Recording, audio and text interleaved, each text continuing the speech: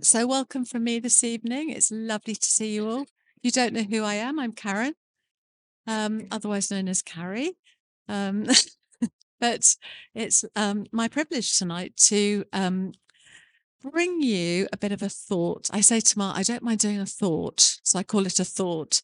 And I'm only obviously happy to do this once today because, as we've said, and as you know, we met in the on Abbey Terrace this morning, where Mark brought a thought, and which was a very good one. And so it's my turn to bring a thought this evening. And so, as I said, we met on Abbey Terrace, and as Mark alluded to earlier, we were invited um, by we were all invited by the British Legion.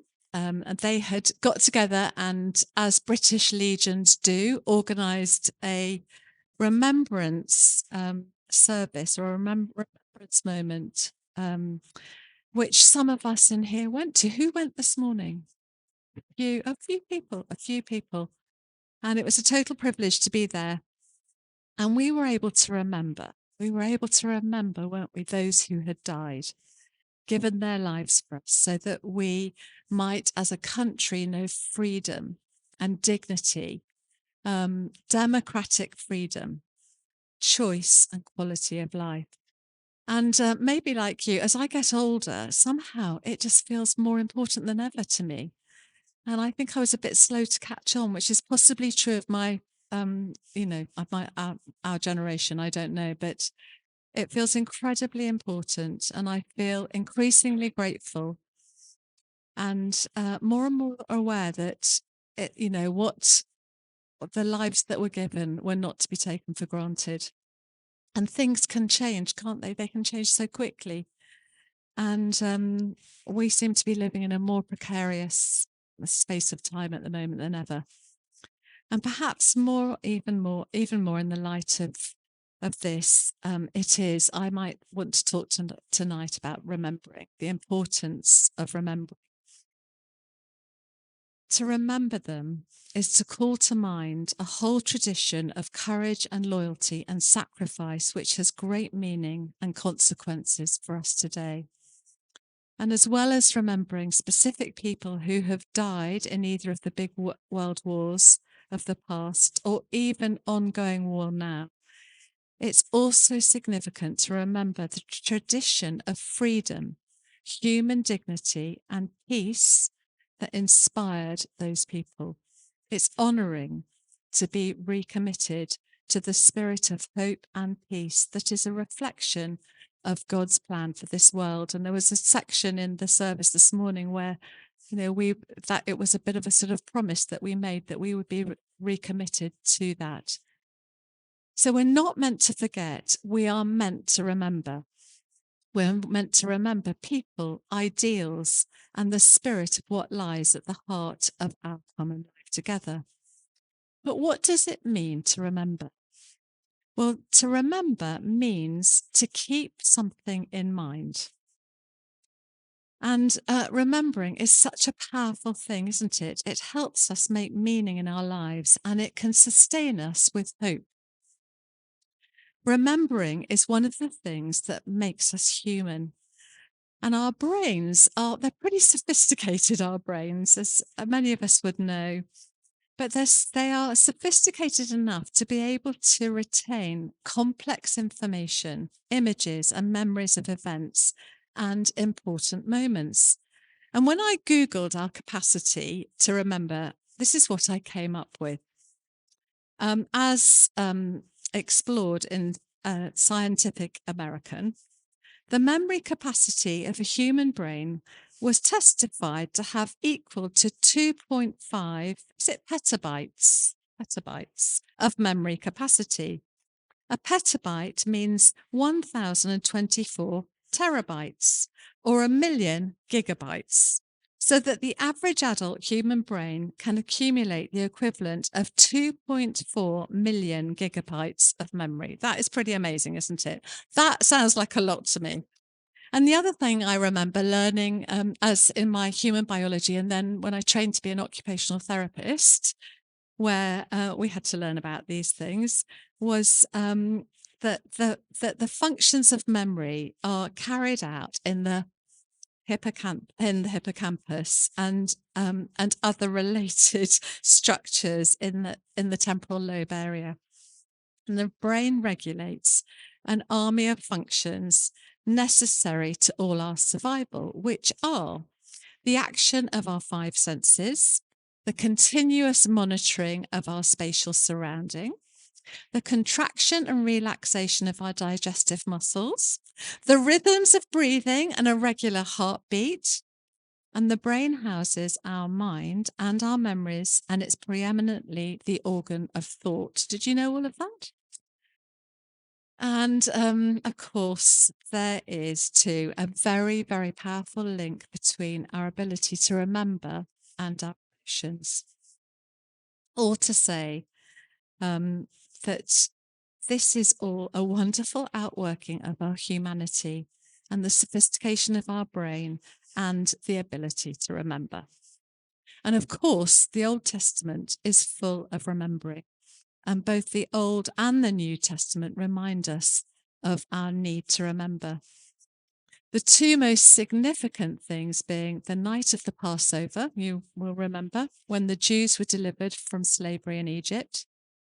This day, we'll just have that slide up, this day shall be a day of remembrance for you.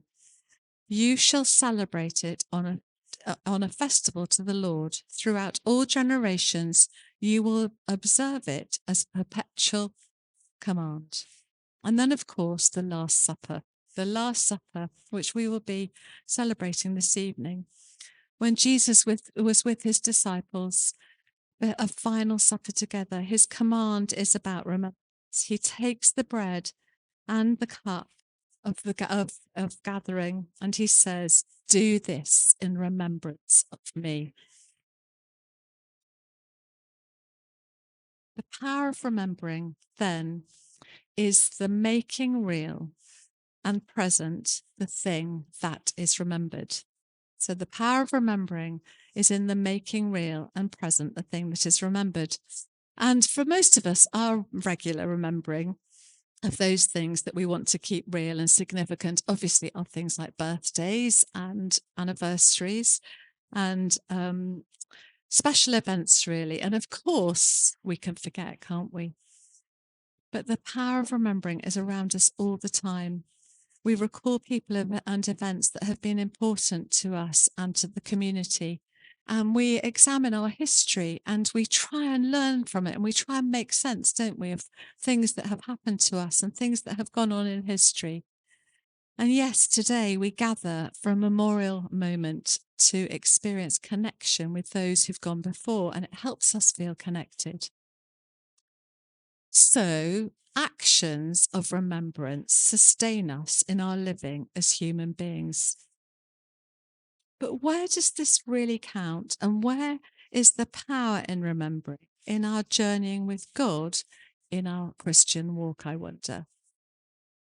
And there are so many stories of how God came through for people, not just in scripture, but in so many different arenas. And maybe they've been given, maybe you've been given a physical reminder or association that helps you to remember. And I read recently about a man who had fallen on really hard times and financially, and could only afford to eat noodles.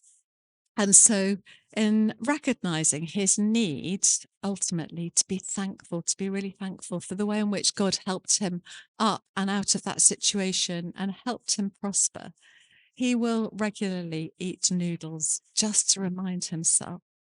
He still eats noodles in moments to remember and to give thanks. And remembering is important to God. Remembering the acts of God in the Bible has literally, as you know, shaped generations since.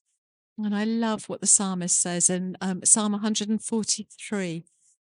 Remember the former things. I meditate on all your works and consider what your hands have done.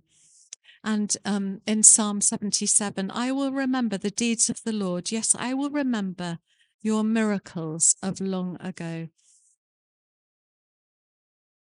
And we don't always see the power of remembering, do we? Especially when times are hot. But in remembering, we are reminded of God's presence and his goodness. I was really struck by that song we sung just now, In the Sun and the Rain. I will proclaim that you are good. You are good. You are good.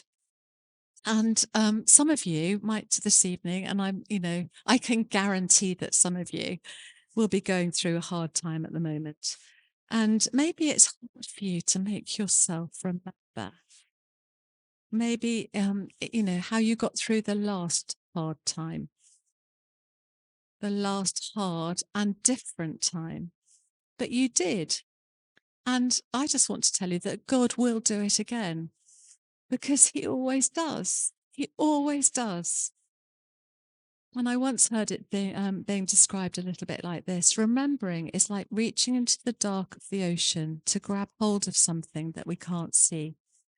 But as your hand comes up, within it is a beautiful seashell. And I can remember times in my life when in the midst of, maybe a really difficult and hard time, there was treasure to pick up along the way that I've been able to remember. And I've been able to encourage other people with with the treasure that I found. I remember. And I guess most of us here tonight have done a similar thing. You know what it is to remember God's faithfulness in darker moments. And maybe it does feel, maybe you know that sort of experience of discovering something rather beautiful in the midst of difficulty, a treasure that you picked up on the way, reaching out in the dark and grasping something that seems out of reach. So remembering causes us to feed on God's faithfulness, and it will bring us through every single time. So I just want to encourage us this evening to remember all that God has done for us and to give thanks. And in a moment, we're going to take communion. But before we do, I want to encourage us all in the context of the ongoingness of our lives and our journey that we are on, individually and collectively as a church, and what today is all about in that context, to take a moment to ask God to help you to bring to mind a memory of something or someone where you recognize his help and his presence with you. I'm going to, even leave a little bit of silence now for you to remember. You might just, if this is difficult for you, you might just want to remember what we were remembering this morning and the lives that were lost, that we might have freedom. But if you can afford to, I'd love you to go a little bit deeper. And I want to encourage you to try and remember a time when you remember God's presence being with you in a significant way, perhaps in a difficult moment.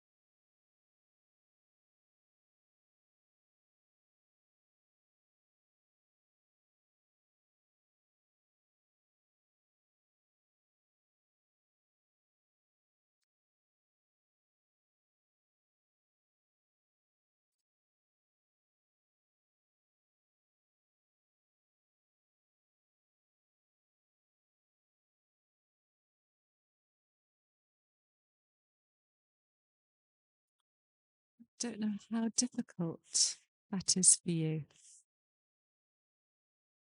Maybe it's even slightly unnerving. I don't know where you found yourself.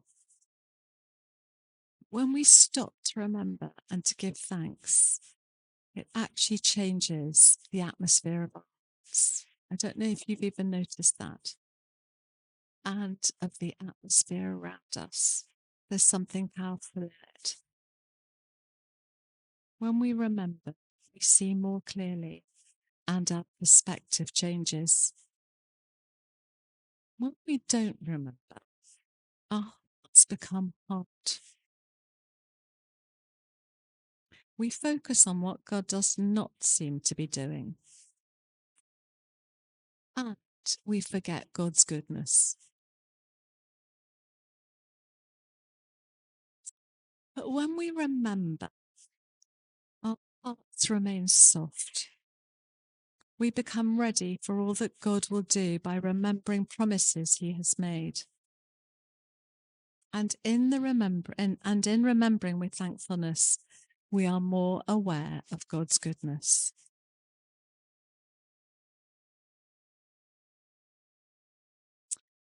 So I want to say this is the power of remembering. This is our powerful weapon. This is where the power is. We gain a perspective that brings power.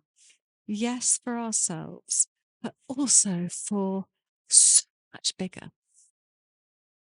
For our families, for our community, for our church community, for our country, for the world. So as you remember, as we take communion, I want you to be prepared for what God might do. In Habakkuk, he declares what the Lord is going to send over our lives in the days ahead. He says, look at the nations and watch. Be utterly amazed, for I am going to do something in your days that you will not believe, even if you were told.